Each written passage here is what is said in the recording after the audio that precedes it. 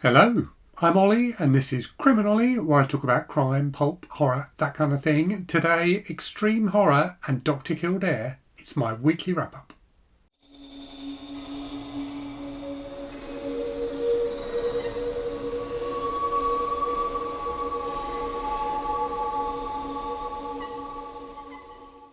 So a largely horror-filled week this week as I've kind of eased myself out of April and into May. May, of course, being the month of Horror Mayhem. So another really enjoyable reading week. I've read quite a variety of different things, both in terms of subject matter and in terms of age. So I read some stuff from the 20s, some stuff from the 70s and some modern stuff as well. And a few bits I think that kind of fall in between. So as normal for these weekly wrap-up videos, I'll talk through what I've read, what I'm currently reading, and then talk to you about what's been on the channel and what's coming on the channel in the week ahead. I have to say, before I start, I've just shut the window in my office. It's very warm here where I'm in the UK. We've had a lovely spell of weather over the last few days. I was off on Tuesday and had a lovely walk on the beach and lunch in a pub garden. So yeah, it's been an unusually warm kind of end to April, start to May. So if I start looking a bit warm, it's because I've had to shut the windows because of the traffic noise outside. Anyway, I'll stop waffling and carry on with the video. So the first thing I finished this week then was one of the things I was reading last week, which is Strange Frequencies by Richard Clive, a new horror short story collection. I praised this in my video last week. With I think 2 or 3 stories left to go. Those 2 or 3 stories did nothing to diminish my admiration for this book. I really thought this was a very, very solid collection of horror short stories. So nice bit of variety there and just really well written. All of the stories were excellently written. There's a real talent to writing a good short story in terms of, being able to quickly set the scene, introduce the characters, and then actually get on with the story and give the story a satisfying conclusion as well. And Richard Clive managed to do this with all of the stories in this book. If you're a fan of horror, I definitely recommend this. It was very, very good indeed. After that then, I finished the other book I was reading last week when I made this video, which was The Terminator by Shaun, the 1984 novelisation of the movie, this being the British version rather than the American version. It was really fun, just a really solid novelisation. I love novelisations anyway, but this one was particularly well done, I think. It really captured that kind of driving pace of the movie. It felt like the movie as well, albeit it feels like a slightly more graphic version of the movie. So Shaun Hutson definitely dials the sex and violence up to 11 in his version of the Terminator. Like, for example, the scene, if you remember, where the Terminator kills the first Sarah Connor. In the movie, I don't think you see very much at all. You see him shoot her and she kind of fall... you see him shoot her, she falls over, and then you see him like lean over her and fire the gun a few more times. In the book, it's incredibly graphic. So yeah, he definitely added a bit more sex and violence. The 2 sex scenes are much more graphic as well. But overall, just a really, really entertaining novelisation done very, very competently. The one thing, though, that is hilarious about it is the classic line from the film, "I'll be back." In the book is "I'll come back." I don't know if Hutson was working from an early version of the script and it ended up getting changed, but that did amuse me when I got to that moment. After that then, I fancied something a bit different, and I've been meaning to try some kind of modern extreme horror for a while. I did make a video about this a while ago, and one author who keeps on getting mentioned whenever people talk about modern extreme horror is Judith Sonnett. So I thought I would try one of her books, and I did enjoy it. So I tried a novel called Blasphemy. I think it's quite a new one. So this is a book about a weird cult kind of in the woods and a family who get kind of swept up with that cult, who get attacked by that cult. So this is a kind of religious based cult who have some very strange beliefs, and they attack some local people who kind of stray into the woods, and then ultimately this family who are at the centre of the book. I liked a lot of this book. I didn't love it overall, but it definitely has a lot going for it. And the thing it's really got going for it, as you might expect from an extreme horror book, is the horror. So I thought the scenes of horror were really imaginatively done and were like genuinely horrible without being like overly unpleasant, if that makes sense. So some extreme horror I've read, like The Slob by Aaron Beauregard, I just thought not necessarily went too far, but I just kind of got bored by the excesses of it.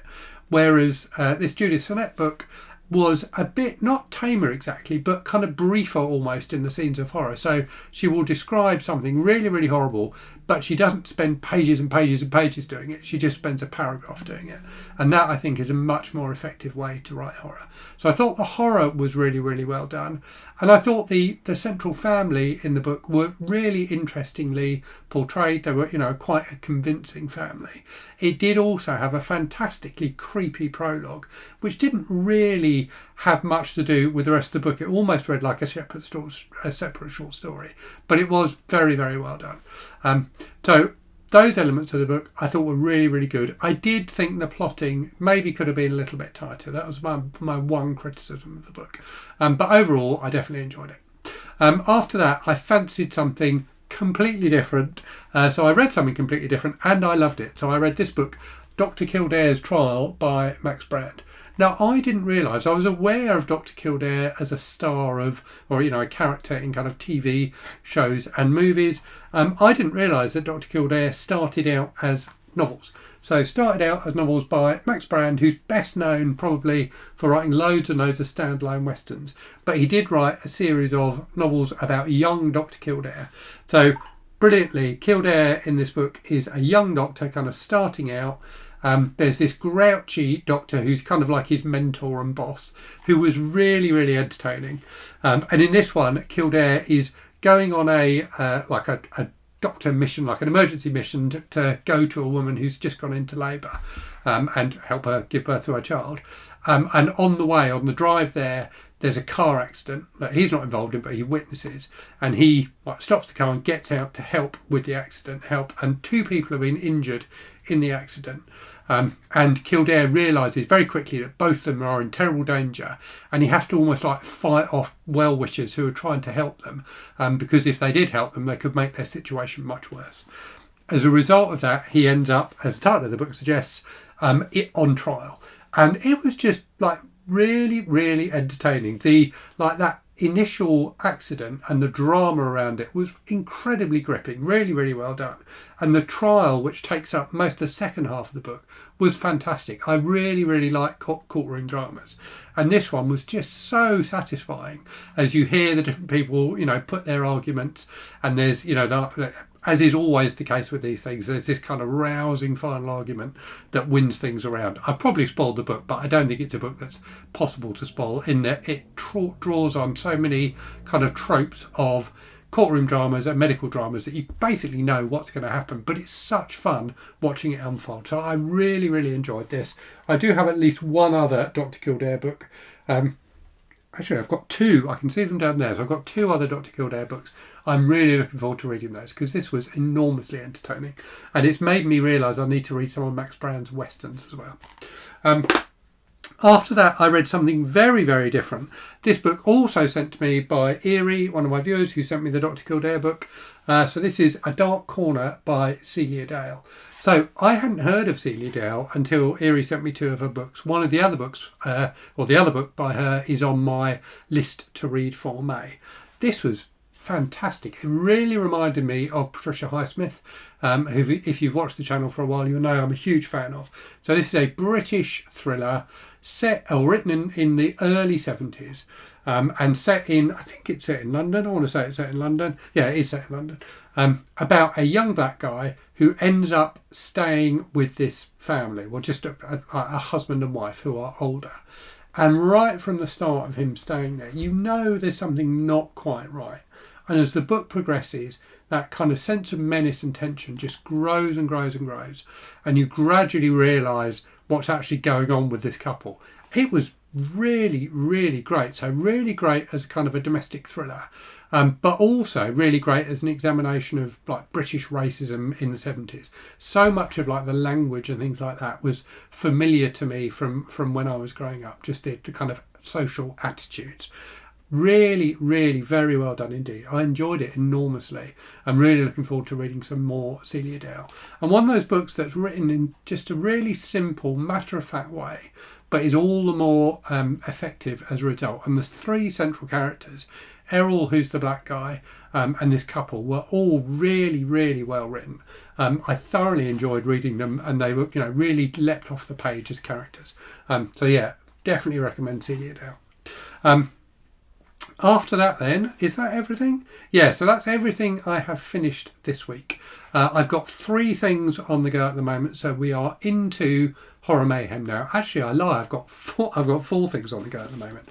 So the first thing is this, the horror stories of Robert E. Howard. So you'll remember that Horror Mayhem, the theme this year is Decades of Dread, so I'm trying to read from as many different decades as I can. I had this picked out as a book that had stories from the 1930s. It also has stories from the 1920s. I didn't have the 20s on my list, but I've read some stories from the 20s now. So I started reading this. I don't know if I'll read all of it during the course of the month. I've read about 50 pages. So I read, I think, kind of probably 4 or 5 different stories and some kind of poems as well. And I'm going to be honest here. So I think Robert E. Howard is an author who I admire hugely. I think was, really important and really influential. But when I read Robert E. Howard, I tend not to enjoy the stories as much as I think I'm going into them. So there was some great imagination in these stories, particularly a couple of kind of werewolf stories. And definitely some really good kind of creepy concepts and scenes. But I do find Robert E. Howard's language a little bit impenetrable. It does feel like really quite dated and a bit cumbersome at times. So whilst I did enjoy these stories because of that imagination, and will definitely read more from this collection through the month, I didn't love it, and I probably won't read all of the 500 pages of this book. I do definitely want to read Pigeons from Hell though, which is in this collection, which is one I remember reading when I was much younger and really, really enjoying. But yeah, I'm not convinced I'm a huge Robert E. Howard fan, as much as I admire him and recognise his influence on both the horror genre and the fantasy genre. So the other thing I'm reading at the moment as well, which I'm also not enjoying quite as much as I expected to, is Pet Sematary by Stephen King. So I'm actually listening to the audiobook of this. I've read this before, but not for a long, long time. I think I probably only read it once before. And I think that was in my fairly early days of being a King fan in my teens. So this was originally my pick for My Novel Life for 1983. But you may remember I picked another book as well for My Novel Life in 1983 because I'd read this one before. So I'll talk about the other book because I'm reading that at the moment as well. I'll talk about that in a minute. So Pet Sematary is definitely really, really creepy at times. I think my problem with it is, and I think the characters are decently done as well, I think my problem with it is that it feels like a short story. I'm not going to spoil the plot of Pet Sematary, but if you know the plot of Pet Sematary, it really has two or three things that happen in it. And, the book turns around those 2 or 3 things. And certainly the pacing of it is spot on in terms of when those things come, in terms of the overall length of the book, if that makes sense. It's neatly split into acts. But it doesn't need to be however many pages it is, 400 plus pages long. I think this could have been an absolutely phenomenal short story that, would stand up with things like The Monkey's Paw as a just fantastic tale of terror with a bit of a moral to it. But I'm not convinced it needed to be a 400-page novel. So yeah, let me know in the comments if you disagree with me. I know loads of people really, really rate this as one of King's best. But it just feels a little bit too simple to me, really, in terms of the plotting. So the other thing I'm reading then for My Novel Life for 1983 is Double Love by Francine, Pascal and Kate Williams. So the first of the Sweet Valley... Sorry, I'm losing my words. The first of the Sweet Valley High series of books. So I've read a few of the Sweet Valley High books recently, but one's much later on in the series. So it's been quite interesting to go back to the first book, which, like Pet Sematary, was from 1983. So Francine Pascal is credited as creating the series, but the actual books are written by an author called Kate Williams. I'm not that far. I'm about a quarter of the way through it, and I am enjoying it so far. So you get introduced to the 2 twins, Jessica and Elizabeth. Jessica being the more kind of outgoing, kind of fun-loving of the twins, and Elizabeth being the more serious, studious one. in this first book, there's a boy, Todd, who Elizabeth fancies, and Jessica knows that Elizabeth fancies her, but Jessica seems to be making a bit of a play for him at the moment. So you've got that kind of sibling rivalry going on, which is quite entertaining. So yeah, I'm enjoying it so far a great deal.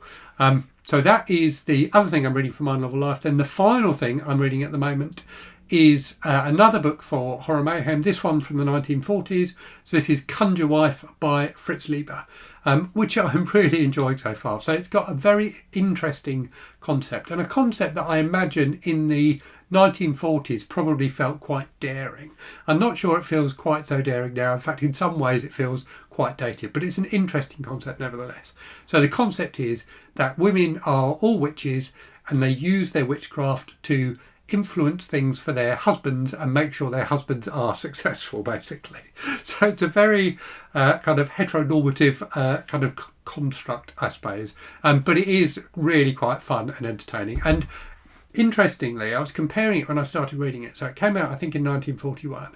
And the language feels really fresh and new and, you know, quite modern and just easy to digest, which feels like quite a big contrast to the Robert E. Howard stories, which were only written, you know, like a decade or two earlier. In fact, less than 2 decades earlier, like a decade and a bit earlier. So yeah, I'm enjoying it so far. It's just quite a fun book. It reminds me a lot of the TV show Bewitched. I'm not sure if Bewitched was inspired by it in any way, but it's definitely got a similar vibe to that.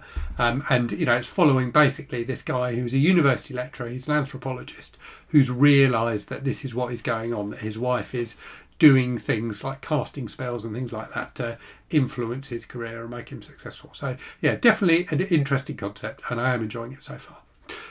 So that is what I have been reading and I'm currently reading. In terms of channel stuff then, so over the last week you got an extra video from me this week. So you got my unboxing and first impressions video for the Big Me Read, which is like a budget black and white e-paper device, which I've been reading quite a lot of the ebooks I've read this week. I've read on that and I'm enjoying it a lot. You had my review of The Lamb by Lucy Rose, which is a new British horror novel, which is absolutely fantastic. I really, really enjoyed it a lot. And you had my May TBR. And did you have something else? I feel like you had something else, but I can't remember what it was now, and I haven't put it on my list. So apologies for that. What was the other thing? Oh, you had an update on the challenges I've been doing recently and how I haven't been terribly successful at all of those. In the week ahead then, you're going to have my wrap up for April. So I'll talk about all the things I read in April, including one DNF. So I did have one DNF this week, which I didn't mention in this video, but I'll cover that in my April wrap up. You're going to have an unboxing video for 4 boxes of goodies that were sent to me by Heidi, one of my subscribers, packed with books and goodies. So you're going to get that this week. And then you're going to get a review video from me, probably of Rotten Tommy by David Sodergren, which is one of the books I read in April and really, really enjoyed. So yeah, that's what you can expect on the channel in the week ahead. Anyway, I will leave it there. If you watched this far, thank you so much for sticking out and managing to get to the end of the video. Do consider please subscribing to the channel if you're not a subscriber already. It will mean that you get notified, or you can choose to get notified when I put up a new video, so you won't miss anything from me should that appeal. Just click the subscribe button and turn on notifications. Anyway, I will leave it there. Do let me know in the comments what you've been reading this week, and as always, thanks very much for watching. Hope you're safe and well out there. Hope you're reading good stuff, and I'll speak to you again very soon. Cheerio.